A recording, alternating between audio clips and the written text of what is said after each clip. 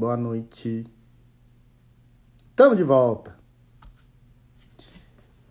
Bom, nós estamos voltando aqui com as lives em clima de maratona, né? O tema aqui que a gente vai abordar vai ser a parte de impurezas elementares na USP 232 e 233. Então, hoje é o primeiro dessa série, serão três lives que a gente vai fazer dedicado a isso. Foi um tema que a gente escolheu já faz um tempo, e aí a gente voltou para começar de novo, recomeçar. A ideia das nossas lives aqui é trazer uma linguagem mais fácil, uma linguagem mais direta, se importar com o que importa, né? E a gente está iniciando esse fluxo. Hoje nós vamos falar de preparo de amostra, de micro-ondas. Na próxima live a gente vai falar do instrumento e na próxima nós vamos falar de análise crítica de resultado. Bom, pessoal, a gente vai liberar o e-book, tá? O que acontece? Para você ter acesso ao e-book, eu vou pedir uma gentileza. Manda o seu contato, o seu e-mail no direct e a gente envia o e-book com as informações mais detalhadas do que a gente vai falar dessa live, tá bom? Bom, como a gente vai falar de preparo de amostra, né? Vai envolver algumas situações, né? E alguns desafios que provavelmente você se depara hoje no dia a dia. Eu fiz a enquetezinha, né? A gente vai responder as enquetes certinho, né? Da forma que foi estabelecido, que isso aqui ajuda bastante no decorrer, né? E conforme vocês vão tendo dúvida, e aqui pergunta, viu? Não tem crise não. Vai perguntando aqui, né? Se ficar um pouco mais tímido, depois manda no direct que a gente vai respondendo, tá? Então, o tema hoje é preparo de amostra e eu coloquei bem interessante, né? Usar chapa de aquecimento, micro-ondas ou nada, né? Ou seja, quando a gente fala de preparo de amostra para ICP, preparo de amostra para espectroscopia em geral, né? A gente sempre tem essas três opções. Quando eu estou falando da USP 232, aí dá uma bugada. Por quê? Porque a gente tem duas realidades muito presentes, né? Nós temos uma realidade do insumo farmacêutico, né? O ingrediente farmacêutico ativo, que é o IFA, né? E nós temos a realidade do produto acabado, né? Então, o que acontece? Na farma, você tem uma realidade para o IFA e tem uma realidade para o produto acabado. Quando a gente introduz uma técnica espectroscópica na indústria farmacêutica, que está acostumada muito com cromatografia, algumas analogias é possível fazer, mas nem todas, né? O que seria interessante era, das opções do tema de hoje, né? Entre chapa, micro-ondas e nada, seria usar nada. E praticamente, cálculo de J, vamos abordar, vamos conversar, mas esse vai ser no terceiro capítulo, tá? Mas, fala Igor, tudo bem? Mas tem a ver aqui, né? Para você calcular o J, você tem que saber quanto você põe de amostra ali e tem algumas regrinhas, né? Então, na indústria farmacêutica, a gente sempre parte para a dissolução, para o nada, né? Só que, pasmem, a maioria das amostras não sofrem dissolução, né? Então, o desafio vai ficando maior, né? Ou as que são passíveis de solubilização, de solução, né? Requer um grande tempo, né? Um grande tempo que na indústria não tem. E ponto, certo? Então, algumas abordagens. Você pode fazer uma abordagem ácida, né? E aí a gente tem os principais ácidos aí, o ácido nítrico, o ácido clorídrico, né? Os mais famosinhos, o que o pessoal trabalha.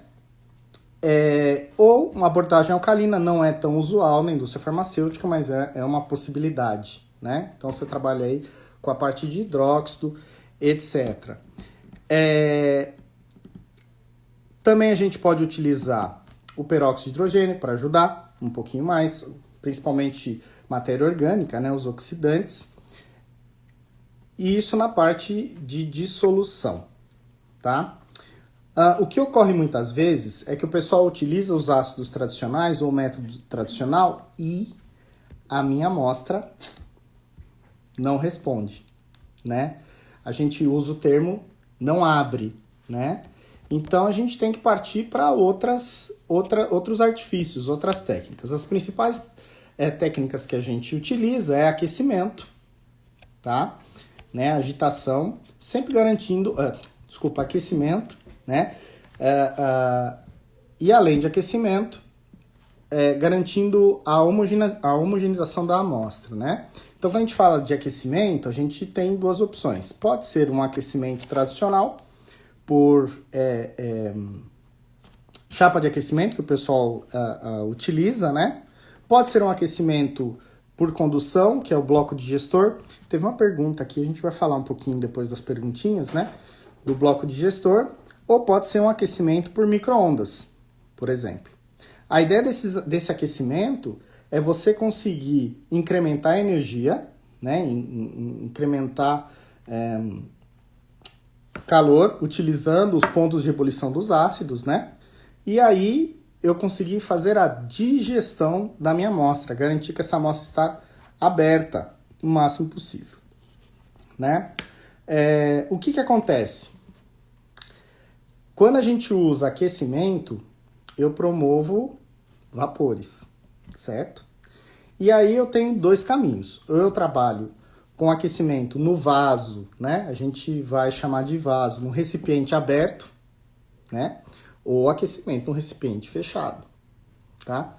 O que acontece? Qual o cuidado que é interessante a gente ter, né? Inclusive, acho que tem a ver aqui com a questão do que o Alex colocou, né? Uso de chapa de aquecimento para digerir incrustações, cal, talco, etc, etc. Quando você opta por chapa, que é realmente uma via mais em conta, digamos assim, né? É mais popular zona, normalmente você tem no laboratório, né? Todo santo ajuda. Você precisa ver quais os elementos que você quer analisar, tá? Se seus elementos estão em altas concentrações ou não são elementos voláteis, ou que tem uma volatilidade considerável, tudo bem se usar chapa de aquecimento, né?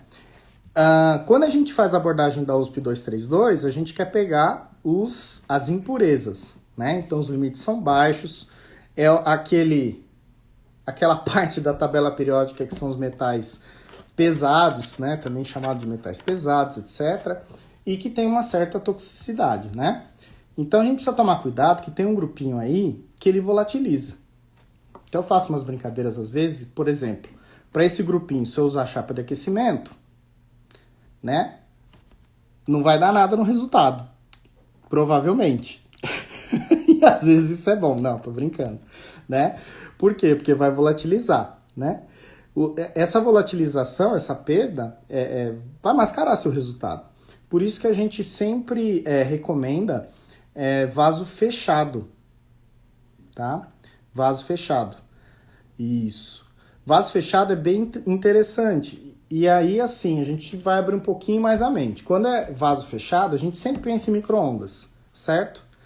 Micro-ondas é uma saída bem interessante porque você consegue programar, né, as rampas de temperatura, você consegue trabalhar com potência, você consegue manter a homogeneidade das amostras, principalmente na farma. Por quê? Na indústria farmacêutica, gente, formulação, cada uma é uma, certo? Senão a gente tomava um medicamento para resolver tudo. Mas não tem isso, né? Cada uma é uma. Então, quando a gente trabalha dessa forma, né? Você ter um bloco de gestor para amostras farmacêuticas é viável, né? Desde que você tenha um universo reduzido, que normalmente não é o que acontece, né? Não é o que acontece. O universo é bem diversificado. É complicado falar, né? Mas é bem diversificado. Cada produto vai ter uma característica. Vai ter produto que você vai conseguir abrir de forma mais fácil. Vai ter produto que vai ser um pouco mais difícil você abrir. Então, eu queria ter um método universal de abertura. Tem umas propostas aí interessantes, né? Que são vasos fechados de alta pressão. Esses caras aí propõem um método geral, né? Ainda não trabalhei com nenhum desses sistemas, mas a proposta é bem interessante, né? Porque não tem limite de pressão e tal. Mas cada amostra vai ter uma realidade diferente, certo? Então, neste caso, a gente recomenda o micro-ondas pela capacidade dele fazer a rampa, né? Para você conseguir fazer um aquecimento progressivo, né? E se você precisar de mais energia, você consegue chegar lá, né? Já o bloco de digestor, ele fica numa temperatura constante. E tem alguns blocos que também são muito homogêneos, né? Então, é só esse ponto que eu queria deixar claro para vocês, né? E principalmente quando a gente fala de USP 232, hoje o pessoal, né, comenta muito não, utiliza já diretamente o ICP-MS, né? Justamente porque o Rodrigo falou do valor do J, né? O Machado. E aí o que acontece? O ICP-MS permite você ter uma extensão, né? Porque se cada amostra vai ter um J distinto, você consegue estender, fazer uma curva razoável, né? Tendendo sempre para baixo, né? Sensível do que o ICP óptico, por exemplo. Então tem alguns elementos, né? Que não vou dizer que não é possível fazer, mas que você vai ter que revisitar ou trabalhar bastante a entrada do seu método, etc, né? Enfim, essa parte de preparo para atingir alguns limites. No início que a gente estava começando, né? Quando começou a USP 232, dava-se a alternativa de ICP óptico ou ICP-MS, né? Conforme foi evoluindo pela flexibilidade, pelo mesmo problema que eu comentei com vocês, né? Que você tem uma diversidade de amostras muito grande, né? E esse J ele vai variando de acordo com massa, de acordo com um monte de outros pontos, né? Tornou-se mais interessante você comprar o ICP-MS para atender, tá? Deixa eu ver aqui, o que nós temos de mensagens. Palpa digerir. Barroca entrou. Tainazinha entrou. Gabi, temos coisas da Gabi aqui. Ela tá falando dificuldades de osmium. É piada interna, entenderam. E prata. Legal. Fala um pouquinho mais, Gabi, da dificuldade que você tem com osmium e prata. E outra coisa, a gente tá falando de CPMS e você tá trabalhando com forno micro-ondas, né? Eu sei que tem umas coisas aqui que eu vou responder para você. Jonathan, dificuldade com selênio. Alguém me deu uma luz. Eu acabei de ler um artigo que fala The Dark Side in the Moon do selênio. Achei maravilhoso. Jonathan, você trabalha com CPMS aí? Fala pra gente. Legal, a Ana tá aqui também, sempre presente, que legal. Isso, essa aqui é a abordagem mais tradicional, né, Machado? Né? Aí a abordagem tradicional, inclusive, já vamos dar nos meus bois aqui, a gente vem com um pacotinho, né? Pacotinho prontinho lá de presets de método, né? Que ele coloca oral, parental e inalatório, né? Isso é um tipo de abordagem. Que acontece, gente? Se você for partir para a USP 232, tá? E vamos desmistificar uns mitos aí, né? Se for partir para a USP 232, é um método abrangente, né? É um método completo. E aí você faz a varredura completa de todos os compostos, né? Mas existem algumas situações que há um mapeamento, né? Isso acontece tanto para a USP 232 como para a USP 467. Então, de repente, tem alguns elementos, né, que é possível mapear, que não tem rota, etc, etc.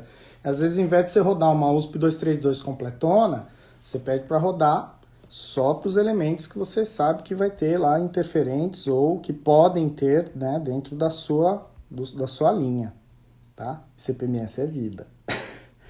Olha, É, né? Às vezes eles ficam meio briguentos, mas é vida. Tá? Vamos ver aqui. A platina costuma sujar bastante CPMS. Olha, com relação à sujeira, tudo depende da concentração. Tem algumas regrinhas, né? Algumas regrinhas que a gente precisa adotar. A Camila tá aí, gente, que a gente precisa adotar. Quando você fala duas coisas aqui que a gente precisa conversar, tá? E aí eu vou abordar isso mais na nossa próxima live, né?